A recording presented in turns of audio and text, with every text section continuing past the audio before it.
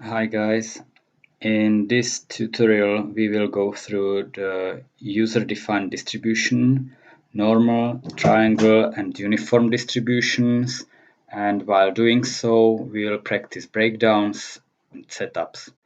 At the end I'll refer you to how to set appropriate simulation time.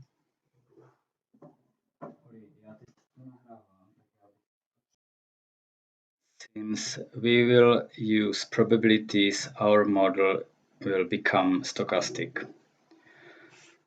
To start, I will create very simple model including one part and one machine.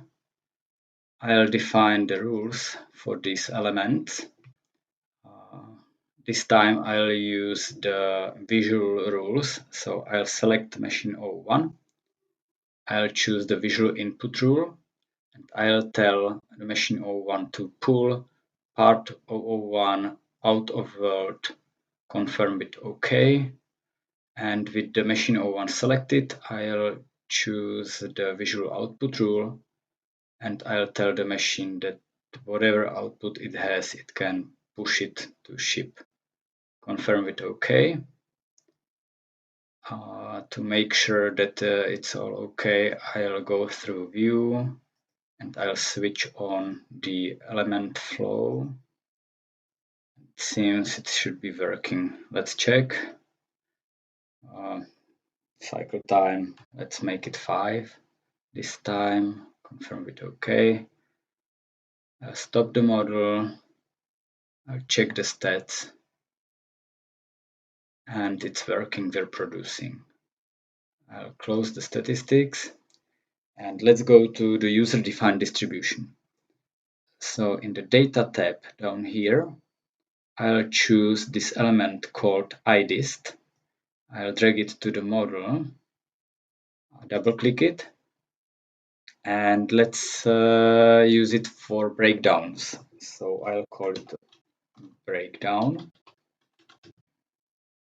And now, what the user distribution is for?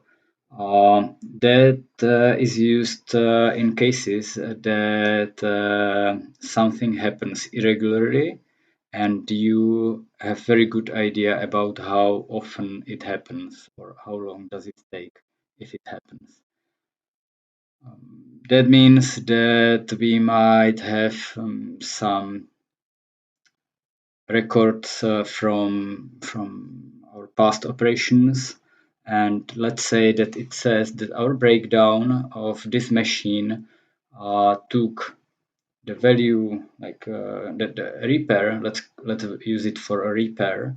That the repair took 30 minutes, and in history it happened say 15 times. So the value is how long does it take, and the weight is how often it has happened, how many times it has happened. I'll click on add, and the next value might be that it took 40 minutes, but only 5 times in history. I'll confirm with add. It could have been 45 minutes as well, 10 times, and so on. So the value, how long, and the weight, how many times, how often. So the last value to use here, let's make it 50 and let's make it 5 times in history again.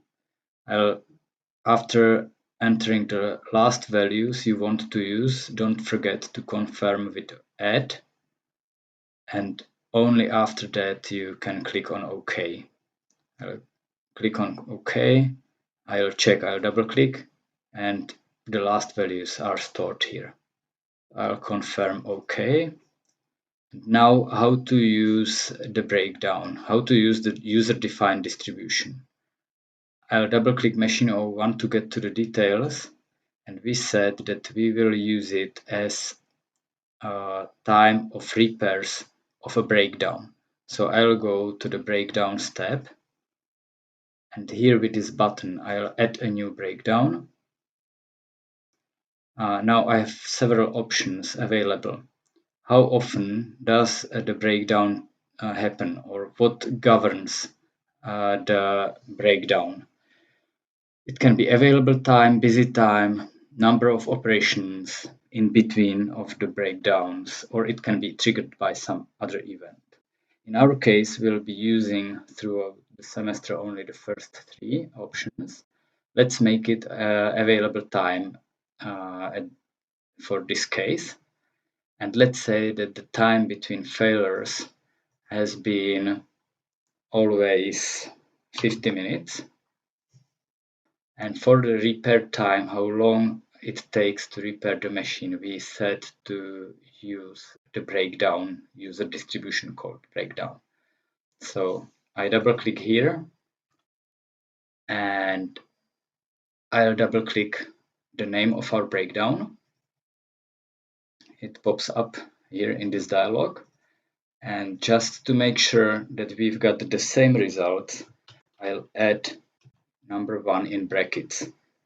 To remind you, the number 1 means that for the stochastic values, the witness program looks up into a table of previously generated almost random numbers, and by entering this number 1 into the brackets, we're telling witness where to look for the almost random numbers. And if we do this, all of us will have the same results, all of us, even though that we want to have our model stochastic, that means including some probabilities. So this is, at this moment, the machine will use the user-defined distribution called breakdown to govern the repair time once the machine actually breaks down, which should be after each 50 minutes. I'll confirm it OK. And let's check. I'll reset the model to 0. I'll set the simulation time to 1000 minutes. That means that after 50 minutes, after each 50 minutes, the breakdown should occur. So it will happen several times at least. I'll do the batch run with this double arrow. So we arrived to about 1000 minutes. At this moment, actually, the machine is broken down. And let's check the stats of the machine 01. I'll check this. And we see that 29% of the time it was busy, 71% of the time it was broken down. So we actually are using the breakdown user-defined distribution called breakdown. I'll close this, and since I promised to practice also the normal, triangle, and uniform distributions, I'll show how to use those. I'll go back to the details of machine 01. I'll go to the breakdowns tab. Either I can add a new breakdown here and use the distributions here, but if that's not the reality, I'll just delete that. And let's say that it's not always 50 minutes, the time between breakdowns, but let's say that it's governed by the normal distribution, which is easy to use. You just write normal, and then each normal distribution has to be described by two values, which is the average or mean. So let's make it that the average time between failures in history was 100 minutes. Let's say that the standard deviation, the other statistics used to describe or define normal distribution, was in history 10 minutes. And once again, we will add the number 1 for witness to look up for the random numbers in this particular place in its its tables. So it's normal to define the normal distribution with mean and standard deviation. For witness, we're adding the third number. How about the other distributions? So let's go to the setup tab. Let's create a new setup. And let's use the triangle distribution this time. So let's say that this setup happens after specific number of operations. Now we need to define the number of operations between setups. So we set to use triangle distribution. So we just write triangle. And the triangle distribution is always defined by the lowest value, the likeliest value, and the highest possible value. And for witness, we add number 1 again. This means the triangle distribution means that the probability, the numbers used by witness, generated by witness, will be between 75 and 125, and it will be most likely around 100, and least likely will be values close to 75 and close to 125. The last distribution to practice was the uniform distribution. So for a setup, we still need to define how long does it take. Similarly to the breakdown, how long does it take to repair the machine? The setup time is how long does it take to set up the machine. Let's use the uniform distribution, and surprise, surprise, we just write uniform. The uniform distribution is defined by two numbers only, the minimum value and the maximum value. Let's make it 75 and 125, and let's add the magic number for witness. Uniform distribution means that between these values, the minimum and maximum value, the value which is going to be generated can be any value in between with the same probability. I'll confirm with OK. I'll reset our model to 0. I'll do the batch run, and I'll check the stats of the machine 01.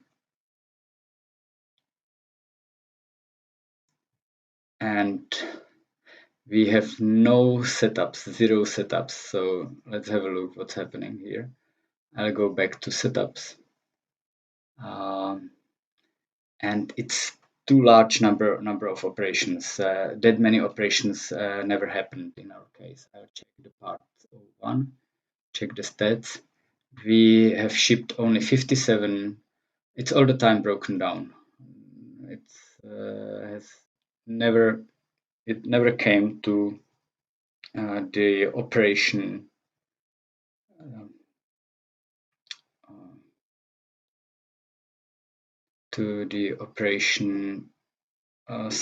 at least 75 operations. So let's make these numbers much lower. So the least possible is gonna be 10. The most likely is gonna be 15, and the highest possible is going to be 20, and the magic number 1 for witness. I'll confirm it OK. I'll reset the model to 0. I'll do the batch run. I'll check the stats and wish me luck. Here we go. We've got some percentage of the setup time here. The proper validation of the model would be that we would observe the model in slow motion, whether it's behaving as it's supposed to, whether it looks like in reality. So if in such a case, you would not be using the batch run as I was. You would highlight this little guy. You would adjust this as necessary to be able to observe what's going on in our model. That's more useful for more complicated models to see what's actually happening. Okay, I will stop the model at this moment and I will repeat what we have done. We have used the user-defined distribution, which we have called breakdown. We used normal distribution, triangle, and uniform distributions, and we've defined some breakdowns and setups. This way, we made the model a stochastic model, and in such a case, it's necessary to specify the simulation time quite carefully. I'd like you to see the page 16 chapter called Experimentation in the Manufacturing Workbook number 1. And in this chapter, it's very well explained. The chapter basically it says that a good experiment should use a minimum simulation time of at least 15 times the time between stochastic events, the longest time between stochastic events. The logic behind that is that once we have a model with probabilities, once the number which is generated by witness can be, for example, 75. Next time it can be 125, and so on, so on. So we should allow the model to run so many times that we are quite sure that the values which we observed represent the reality well. And the rule of thumb says that this is possible to achieve approximately after the value is generated about 15 times. So in our case, the longest time between stochastic event for us would be the setup time or the repair time. So the longest time between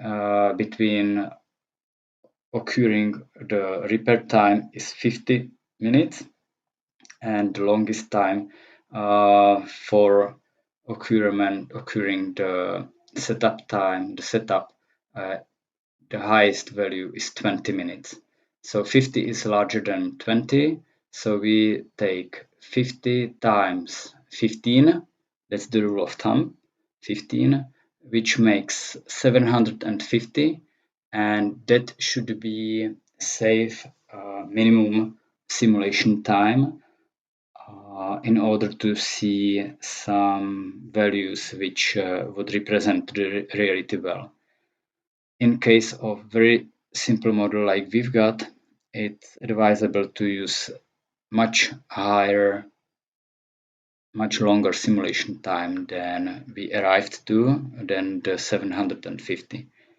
You can see what happens with the numbers with different simulation times in the manufacturing workbook number 1 in table on page 38. So another advice, have a look on the page 38 and check the numbers there.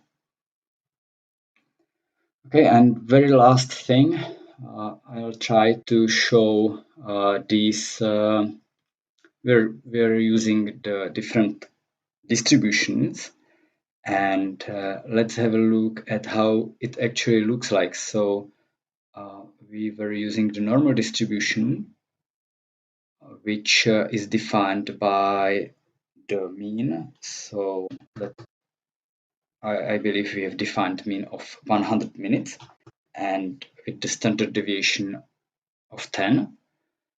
And this says how likely it is to see value of 80 minutes, a value of 75 minutes, value of 125 minutes, and so on.